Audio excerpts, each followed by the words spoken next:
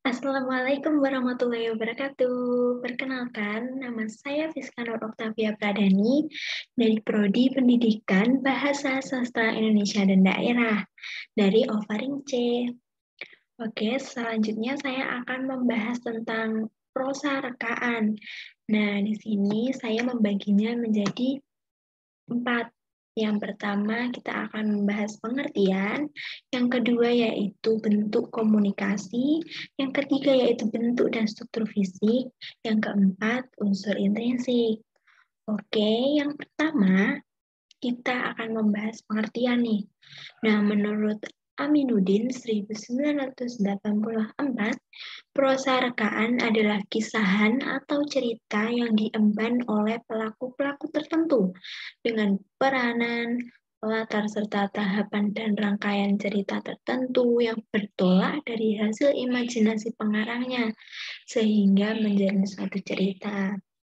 Nah, apa sih contoh dari prosa rekaan itu? Nah, ada cerpen berjudul Suamiku, karya Wahyu DS.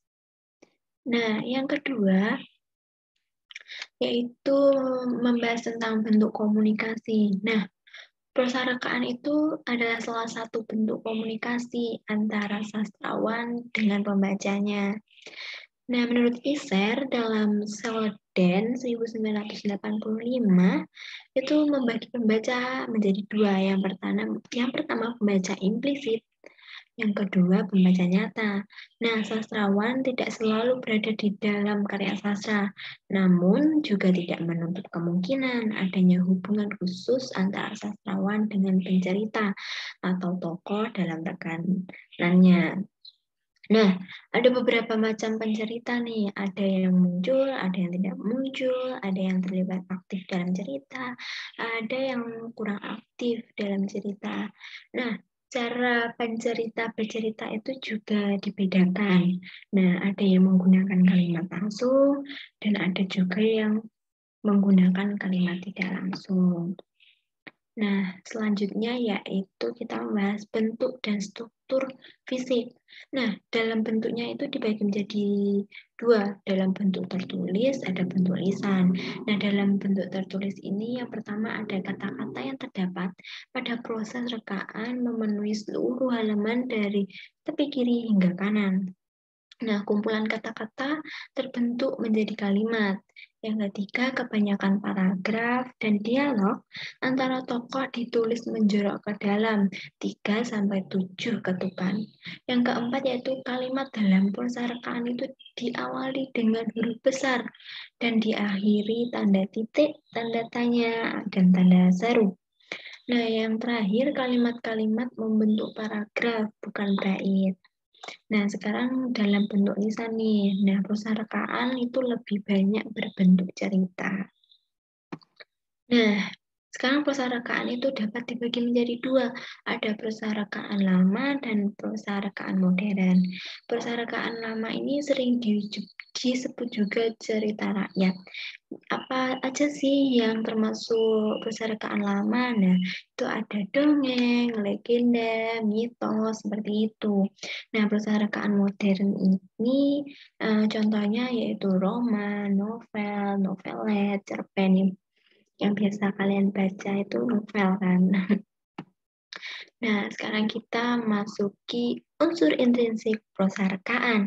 Yang pertama yaitu tokoh. Nah, watak dan penokohan. Nah, tokoh itu apa sih? Tokoh itu yang memainkan seseorang dalam cerita gitu loh. Jadi yang memerankan itu tokoh, sedangkan cara sastrawan menampilkan tokoh itu disebut penokohan. Nah, tokoh itu tuh dibagi menjadi dua. Yang pertama tokoh dinamis dan tokoh statis. Nah, sekarang watak apa sih watak itu? Watak itu sifat yang dimiliki oleh tokoh. Nah, sifat ini ada yang antagonis, ada yang protagonis, seperti itu. Nah, selanjutnya yaitu latar cerita. Apa sih latar cerita itu? Nah, latar cerita itu sering disebut setting ya. Nah, itu ada beberapa pendapat ya. Yaitu yang pertama saya ada Abrams 1981, yaitu mengemukakan latar cerita adalah tempat umum, waktu kesejarahan dan kebiasaan masyarakat dalam setiap episode atau bagian-bagian tempat. Nah, tetapi setting itu bukan hanya kayak tempat gitu, tapi ada latar sana, ada latar waktu seperti itu. Selanjutnya yaitu sudut pandang atau titik pandang. Apa sih sudut pandang itu? Nah, kayak tempat sastrawan memandang cerita itu disebut sudut pandang. Nah, selanjutnya yaitu gaya bahasa. Kalian tahu nggak gaya bahasa, Pak? Nah, gaya bahasa itu seseorang pengarang menyampaikan gagasannya dengan menggunakan media bahasa yang indah dan harmonis, serta mampu menuansakan makna dan suasana yang dapat menyentuh daya intelektual dan emosi pembaca. Oke, selanjutnya yaitu alur atau plot. Nah, alur itu kayak jalannya cerita gitu, mau bagaimana ceritanya. Nah, ini ada tahap-tahapannya dalam plot ini. Ada pengenalan, yang pertama itu pengenalan, terus konflik, terus komplikasi, terus klimaksnya, terus penguraian, terus setelah itu penyelesaian. Nah, tema nih sekarang. Tema itu apa sih? Nah, tema itu uh, gagasan utama, ide utama dalam cerita. Nah, ini tuh terus dikembangkan menjadi cerita.